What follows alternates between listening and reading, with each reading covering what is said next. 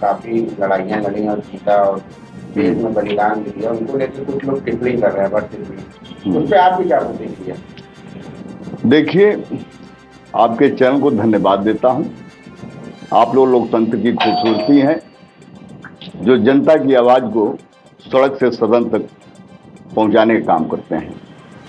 क्योंकि मैं श्री नारायण राजभर, राष्ट्रीय अध्यक्ष भारतीय समाज दल, यह कहना चाहता हूं कि इस देश में कोई भी राजनीतिक व्यक्ति या कोई भी राजनीतिक दल का यह सिद्धांत और उसूल होना चाहिए कि इस देश के किसी भी महापुरुष पर कोई विवादित बयान नहीं होना चाहिए। क्योंकि किसी भी जात का, किसी भी धर्म का महापुरुष वो उस जात और धर्म का नहीं होता है, बल्कि संपूर्ण राष्ट्र की अमानत होती है।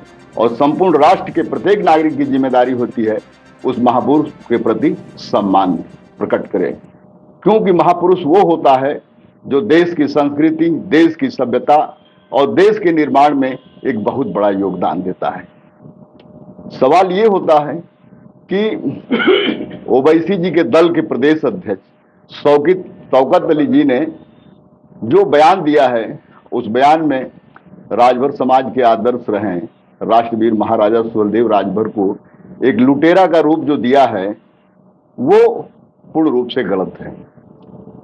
मैं शौकत अली जी या उनके राष्ट्रीय अध्यक्ष जी से यह कहना चाहता हूं कि उस देश का इतिहास पढ़ें।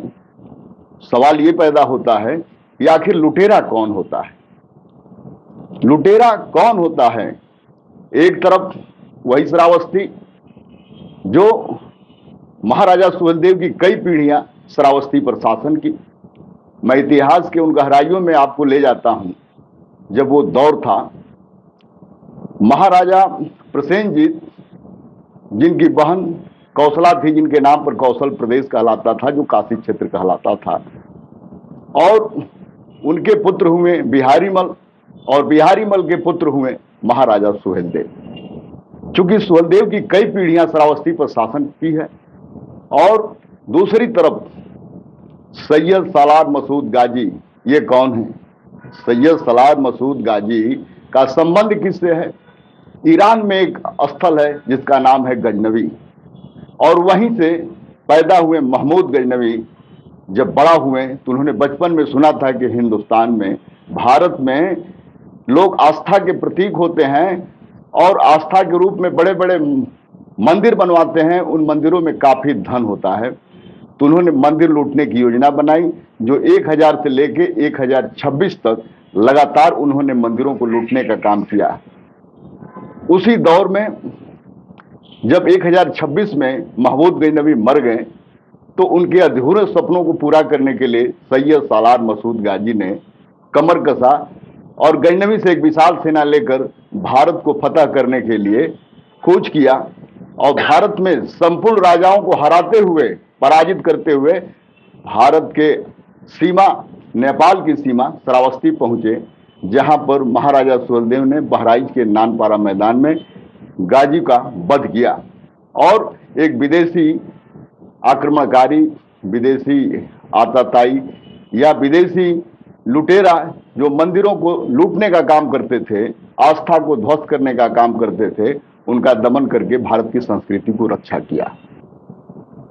मैं आपके चैनल से यह कहना चाहता हूं कि इस देश की कोई भी राजनीतिक दल हो या राजनीतिक व्यक्ति हो, उसके एजेंडे में, उसके सिद्धांत में यह होना चाहिए कि वह देश के किसी महापुरुष के प्रति कोई विवादित बयान न दे जो इस देश के बहुतायत संख्या में निवास करने वाले लोगों को ठेस लगे।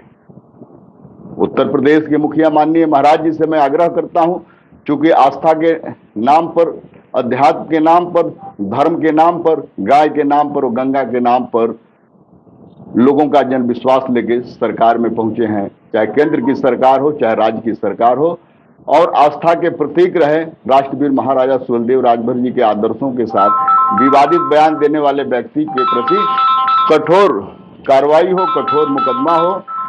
और इसी के साथ मैं अपनी वाणी को समाप्त करता हूं और आप लोगों के प्रति धन्यवाद प्रकट करता हूं।